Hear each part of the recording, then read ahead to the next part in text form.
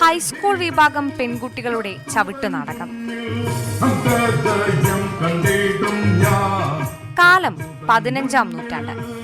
അങ്കത്തട്ടിൽ Joan എന്ന ധീരയായ പെൺകുട്ടിയുടെ കഥ. ആ കഥ ഇങ്ങനെ: ജോവാൻ എന്ന 16-കാരിക്ക് ഫ്രഞ്ച് സൈന്യത്തിൽ ചേരാൻ അടങ്ങാത്ത ആഗ്രഹം. തന്റേത് ദൈവനിയോഗമെന്ന് അവളുടെ മനസ്സ് മന്ത്രിച്ചു. ജോവാൻ രാജകൊട്ടാരത്തിൽ വന്ന് ആഗ്രഹം പറയുന്നു. ചാൾസ് രാജാവിന് പുച്ഛം, പരിഹാസം.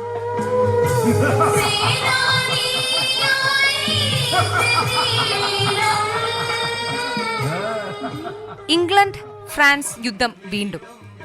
ഫ്രഞ്ച് സൈന്യം ഇംഗ്ലീഷ് ഭടന്മാർക്ക് മുന്നിൽ അടിയറവ് വെക്കുന്നു. അവിടെ ഫ്രാൻസിന്റെ രക്ഷക വേഷത്തിൽ ജോവാൻ അവതരിക്കുകയാണ്. അവൾ ഇംഗ്ലീഷ് സൈന്യത്തെ മുട്ടുകുത്തിക്കുന്നു.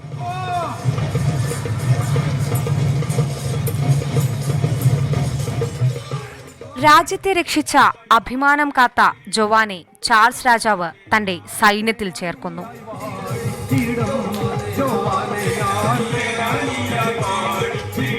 കഥയുടെ കാലം 2025 ആയിരുന്നെങ്കിൽ യുദ്ധം തീർന്നയുടൻ ഫ്രഞ്ച് കൊട്ടാരം.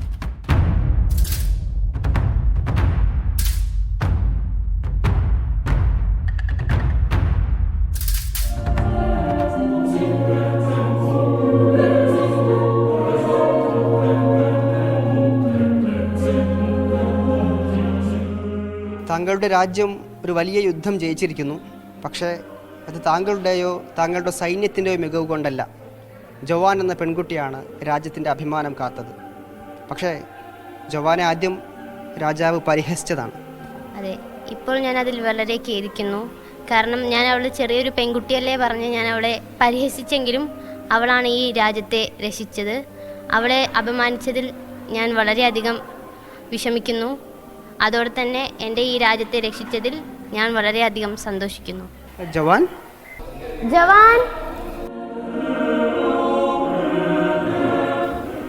ജവാൻ ജവാനാണ് ഈ രാജ്യത്തിൻ്റെ അഭിമാനം കാത്തത്. പക്ഷേ ഈ രാജാവ് ജവാനെ ആദ്യം പരിഹസിച്ചതാണ്. ആദ്യം അദ്ദേഹം എന്നെ ഒരു ചെറിയ പെൺകുട്ടി എന്ന രീതിയിൽ അവഗണിച്ച് പിന്തള്ളിയെങ്കിലും പിന്നീട് എനിക്കത് എൻ്റെ കഴിവ് കാണിക്കാൻ കഴിഞ്ഞതിൽ എനിക്ക് വളരെയേറെ സന്തോഷവും അഭിമാനവുമുണ്ട്.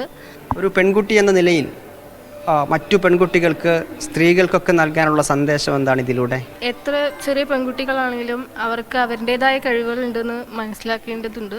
നമ്മളുടേതായ കഴിവുകൾ നമ്മൾ പുറത്ത് കാണിക്കണം. Thank you. ഞങ്ങൾ ഇറങ്ങട്ടെ.